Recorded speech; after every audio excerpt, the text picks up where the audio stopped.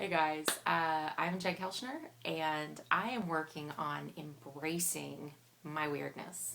I love my weirdness. I'm a very quirky girl, and I think for the most part, I have embraced it. The problem that I find, and let's see how you feel about this too, is putting all of my weirdness on display for other people.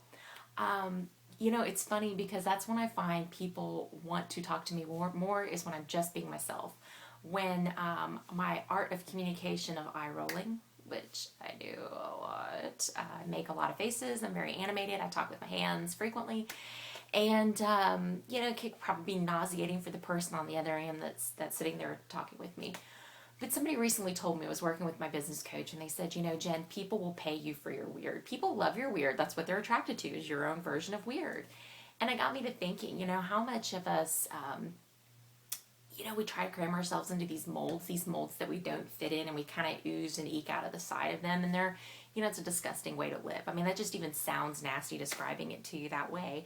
But it's really the truth of it is we are not comfortable embracing our unique person, the self that we were created to be, that has the ability to fulfill phenomenal things and purpose in our life if we just embrace our weird. So it's my encouragement to you right now is embrace your weird. I'm getting ready to do it. I'm trying to take some of these mindsets that I have carted around my entire life with me and just get rid of them and really continue to just be me. Whether you like it or not, it's totally okay with me. You can laugh at me. Doesn't bother me in the least. I'd probably laugh at me too. But here's the thing. I grew up in this fishbowl environment, right? I'm a preacher's kid.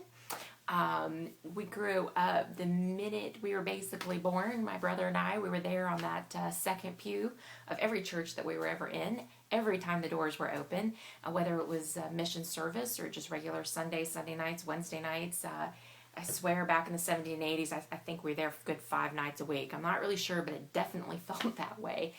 And we were watched a lot. The perception of how my brother and I behaved reflected on my parents. And so I was maybe just a little bit rebellious, the stereotypical preacher's daughter. Maybe I won't confirm or deny. You can reach out to my friends, but it's possible.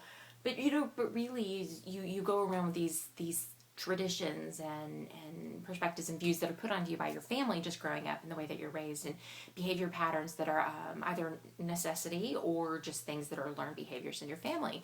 And then on top of that, you become an adult and you have new sets of hats that you wear, based on your work and your profession and different things that you're doing.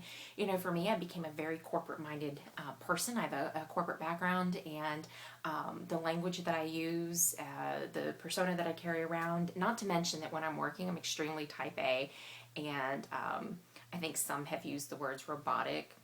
I don't know. If you know me in my personal life, you would find I'm the exact opposite of that. I'm anything but. So what I'm trying to do is challenging myself to continue to embrace my weirdness, to just be comfortable being me, let go of some of my corporateness, and, be weird. So if you'd like to be weird with me, make sure that you're connecting with me on Facebook, on Twitter, on Instagram, Pinterest, pretty much any social media you'll be able to find me on.